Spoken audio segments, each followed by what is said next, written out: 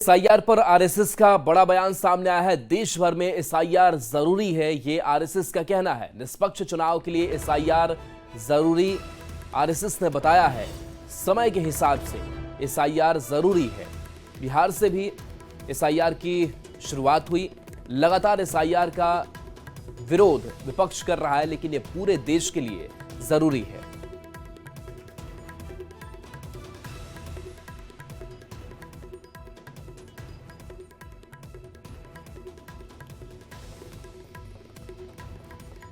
बिहार में एसआईआर लागू करने के बाद अब निर्वाचन आयोग अलग अलग राज्यों में एसआईआर लागू करने की नीति बना रहा है, जिसके लिए अलग अलग राज्यों के सीईओ के साथ 10 सितंबर को बैठक करने वाली है। लेकिन इस बैठक से पहले ही झारखंड में सियासत तेज हो गई है। कांग्रेस ने कहा कि एसआईआर का विरोध नहीं है, लेकिन एसआईआर के आड़ में वोट चोरी का विरोध है। वहीं जेएमएम ने इसे केंद्र सरकार की तानाशाही बताते हुए तंज कसा कि जब केंद्र की सरकार को जन समर्थन नहीं होता है तो वह अपने एजेंसियों का दुरुपयोग करती है।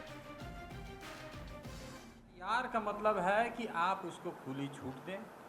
जो भी डॉक्यूमेंट्स आपके पास पुराना अगर वोटर आईडी वो पेश करता है तो उसको मान लीजिए। केवल हम लोग इतना ही मांग कर रहे हैं, इससे ज़्यादा तो मांग कर नहीं रहे हैं। लेकिन देश का निर्वाचन आयोग है जो यहाँ के दलित, आदिवासी, ओबीसी जो नीचे तबके के लोग हैं उनके वोट काटने पर उतारू है, क्योंकि वो एक दल को जिताना चाहता है। घुसपैठियों को इसमें शामिल करा दिया और झारखंड को तो विशेष आपत्ति इसलिए होगी ना, क्योंकि इनमें बांग्लादेशी घुसपैठियों को दामाद का दर्जा प्राप्त है। अब अगर बात करें संथाल परगना में आदिवासियों की जनसंख्या 1951 से 2011 के बीच में 16% घट गई और मुसलमानों की 14% बढ़ गई। तो ये जाहिर तौर पर जितने घुसपैठी हैं उनका नाम वोटर लिस्ट से कटेगा, इसलिए इनको आपत्ति हो रही है। केंद्र में जब तानाशाही मिजाज की सरकार होती है और उन्हें जन समर्थन नहीं होता है तो इस तरह के हथकंडे सामने दिखाई पड़ते हैं। कभी ईडी को, कभी सीबीआई को, कभी इनकम टैक्स को आगे करके कैसे चुनाव को मैनिपुलेट किया जाता है, ये तो सभी हम लोगों ने देखा है। अब सामने चुनाव आयोग है। चुनाव आयोग के माध्यम से एसआईआर क्या है? जो भाजपा विरोधी वोट बैंक है उसको स्लैश करो, उसको काटो, उसको बेदखल करो, उसको इलेक्टोरल रोल से बाहर करो। तो झारखंड में ये कवायद पूरी तरह से आदिवासियों, पिछड़ों, माइनॉरिटीज, इनके वोट को कम किया जाएगा। गांव देहात को वोट को कम किया जाएगा। बिहार में एसआईआर लागू करने के बाद अब केंद्र चुनाव आयोग अलग अलग राज्यों में एसआईआर लागू करने की नीति बना रहा है, जिसके लिए अलग अलग राज्यों के सीईओ के साथ 10 सितंबर को बैठक करने वाली है। लेकिन इस बैठक से पहले ही झारखंड में सियासत तेज हो गई है। कांग्रेस ने कहा कि एसआईआर का विरोध नहीं है, लेकिन एसआईआर के आड़ में वोट चोरी का विरोध है।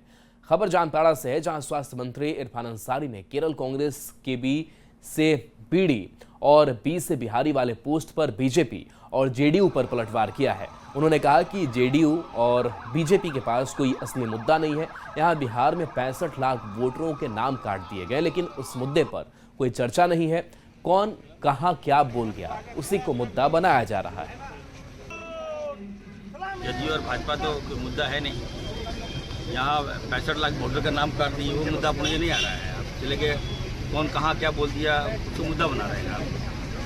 हमको बिहार के लोगों को इंसाफ दिलाना है।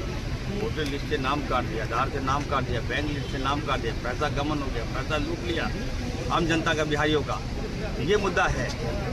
जेडीयू को समझा दीजिएगा कि इरफान अंसारी ने कहा है। जेडीयू से मैं मांग करता हूँ कि 65 लाख वोटर का नाम जोड़िए। चतरा में पूर्व मंत्री सत्यानंद भोक्ता और एलजेपी विधायक जनार्दन पासवान के बीच राजनीतिक तल्खी जारी है। दोनों बयानबाजी में शब्दों की मर्यादा लांघते दिख रहे हैं। सत्यानंद भोक्ता ने आरोप लगाया है कि विधायक जनार्दन पासवान ने चतरा में गरीबों का पैसा लूटकर 10 कट्ठा जमीन लिया है और उस जमीन पर शीश महल बनवा रहे हैं। इस पर पलटवार करते हुए विधायक जनार्दन पासवान ने सत्यानंद भोक्ता भ्रष्टाचार को लुटेरा मिनिस्टर बताते हुए 2000 करोड़ की संपत्ति होने का दावा कर दिया और ये भी कहा कि भ्रष्टाचार के आरोप में सत्यानंद भोक्ता को फिर से जेल जाना पड़ेगा। बिजली पानी देने के लिए जिताया गया है। जो समूचे जो जन समस्या है उसके लिए आपको जिताया गया है। आपको घर बनाने के लिए जिताया नहीं गया है। अभी एक राजमहल है आपको उधर सुनेंगे यूपी में, और यहाँ वो शीश महल बना रहा है चतरा में। साल भी नहीं पूरा इन्हें करे, भ्रष्टाचार बढ़ा हुआ है, भ्रष्टाचार बढ़ा हुआ है। तो आप 10 महीने में 5 पैसे ले लाए भाई, करोड़ों करोड़ रुपया खर्चा करने के लिए, आपको जमीन नहीं लगी, पैसा कहाँ से आ गया? घबराहट भारी है। वो आता है तो 4 दिन छुपल था, पता है ना। इतना पैसा है। जोगिंदर यादव भारतीय जनता पार्टी की नहीं है, वो राजद कार्यकर्ता है। 5 लाख संजय सिंह जोगी हरा के 3 लाख, एक कम से कम 5 करोड़ रुपया बाजार से पैसा लिया हुआ है। अधिकारी से पैसा नहीं ले रहा है का? अधिकारी आ रहे हैं यहाँ तगादा में, मिलता नहीं, जनरेटर बंद करवा देता है।